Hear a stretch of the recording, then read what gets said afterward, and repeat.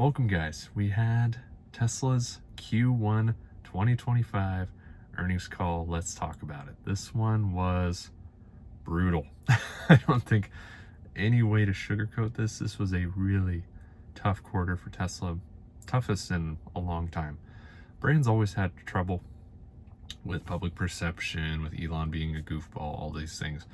But I think it was really dialed up a notch in the past 6 months. I don't think anyone can disagree with that this has been the most tumultuous period with Elon's venture into Doge, politicizing the brand, and nationwide protests, riots. I mean, dealerships being set on fire, dealerships being shot up. I mean, you name it, it's happened. It's been a brutal time to be a Tesla investor and a Tesla driver even, which is unfortunate, but that's what happens with politics. Politics is divisive and horrible, and I will stand by the getting involved with politics, and specifically Doge, was Elon's greatest mistake in his entire career. I think it's been just nothing but negative.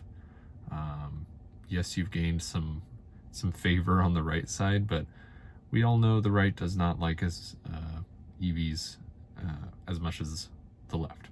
I think that's pretty clear at this point. And I don't think we'll see enough of a shift in the brand. I don't think Tesla as a brand aligns with the core values of the Republican Party as much as it does with the Democratic Party. Right-wing buyers typically like big, loud engines and hybrids even, but not so much EVs. And we've seen this come to fruition with Tesla's Q1 call. So let's get into the bad news first. Automotive revenues down 20% year over year. Minus 9% total, minus 15% on total revenues, minus 15% on total gross profit, negative 17% on EBITDA, down negative 71% year over year for net income attributable to common stockholders. Really crazy, really insane collapse in revenue across the board, essentially. The one beautiful spot on this report is energy generation and storage revenue, which is up year over year 67%, but still that is such a small figure at only 2.7 billion, which for a company that Tesla is at this point, very small amount of revenue still, compared to the automotive revenue, which was 13 billion, which was the negative 20% year over year. So while energy is going like this, and that is awesome to see, it's still not Tesla's main moneymaker, right? Automotive is still Tesla's main moneymaker, and as much as they don't want that to be the case, that is currently still the case. Decline in vehicle deliveries year over year, reduced average selling price, of course, due to tons of incentives, which still were not enough to drive demand. Really, really rough. I think it's going to be a slow crawl out of this negative, really tough quarter. There was some good news. Elon saying that he's scaling back his Doge efforts significantly and only going to participate in Doge-related activities for 1 to 2 days per week from now on, versus 7 days per week it's been for the past 6 months or so. He's basically been absent from Tesla ever since this Doge venture, and now that's about to flip, and he's gonna be, quote, spending a lot more time at Tesla, and that's great. I'm glad to hear that, but it's not enough. I'm gonna be honest, I don't think it's enough. If he would have come out and said, I'm done with Doge and I'm separating myself entirely from it, that would be a different discussion. But just scaling back is not enough. There will be still hundreds of media articles a day. Anytime Doge does something controversial, he will be the one to take the blame for all of it. Until he is completely separate from the project, that will remain the case. And the brand will suffer as a result. And I really just don't think he calculated the negative sentiment to the brand that his move would bring. I really don't. I think he's caught off guard by it. I think Tesla's board is caught off guard by it, and there's still not a meaningful solution in place. This whole stepping back thing, not enough. Nowhere near enough, in my opinion. But some good news. More affordable models, which appear to just be Model Ys and Model 3s with all their features stripped out, are starting production still on schedule in the first half of this year, so in 2 months roughly. The Cybercab will start offering rides. There will be 15 to 20 of them offering rides in Austin, Texas soon, and that's cool. I think they'll learn a lot. The only negative I see really is just stupid people. Honestly, I don't see any problems with the Cybercab.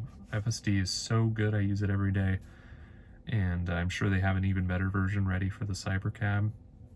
I think it's going to be pretty drama-free as far as its operation, but I think the wild factor will be crazy people who vandalize, try to destroy the cars, all manner of wacky stuff is going to happen, and I think that's where the drama is going to come in. I think the car itself, the product, is going to be great, and it'll be a very slow initiation and eventual takeoff, but I'm excited for it. I think it'll be a good product. I don't know if it's going to be this revolutionary thing anymore. It's been such a long time coming, and there's already quite a bit of competition in the space from Waymo, Zoox, Cruise, all these other companies. Waymo's delivering, millions of rides per year at this point. Granted, they're not profitable, they're not scalable as Tesla's solution. I get all of that, but I don't know. Maybe it's just because I have FSD, I'm just not super excited about it anymore, because my car drives me around. And you can go buy a Tesla right now and have it drive you around. So yeah, I don't know. The Cybercab I think will be great for cities. I think it'll be an awesome thing to have, probably cheaper than Uber or stuff like that, but I don't know. I'm just not seeing it yet as like this grand promise of bringing in trillions of dollars of revenue and stuff. I don't know. I think it'll just be a slightly cheaper Uber. That's great. That's cool, but I don't know. You can tell I'm a bit down after this report. I don't know. I think they have so much to do, and I'm just still every day just counting my lucky stars that I sold basically all my shares in December and January. That was the greatest investment decision I ever made. While energy storage and solar generation is really an exciting point for the company, the vehicles, I don't know. I'm not very excited about Cybercabs. It's going to be cool, be a cheaper Uber, but I don't know. I wish they would have done more here. I wish they would have done more to either replace Elon Musk as CEO or have him remove himself entirely from Doge. I really think we're at that point before we can get this brand going again, and get excited about what Tesla's doing again. It just feels like we're in this rut, and we're not going to get out anytime soon. That's really what it feels like. Model Y is continuing to ramp well, but I don't know. I just see demand trailing off pretty quick, especially at its higher price tag. These newer vehicles are just going to be essentially boring Model Ys and boring Model 3s. That's cool, but are they really going to spike demand for the company and shift things around? I don't know. I'm sorry to be depressing, but it's just, I'm kind of losing my excitement right now, as I don't think they really addressed the core issues here with the company. And until they do, I'm just kind of checked out. I'm just a little bit checked out. I still love my car. I still recommend a Tesla to anyone, but nobody I know wants one. Nobody I know is interested, because they all, even on the right, even on my right-wing friends, they don't want to deal with it. They're not wanting to be a political figure with the car that they drive around, and I get it. I totally do. And until that changes, I think we're just going to be stuck in this rut. So I'm certainly not buying back in anytime soon. And it sucks to say it. You know, I love the company. I love the product so much.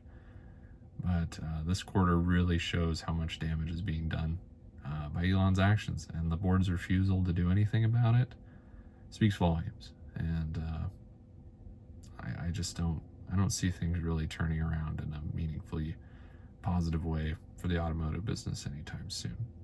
We'll see, but I think they need to do more.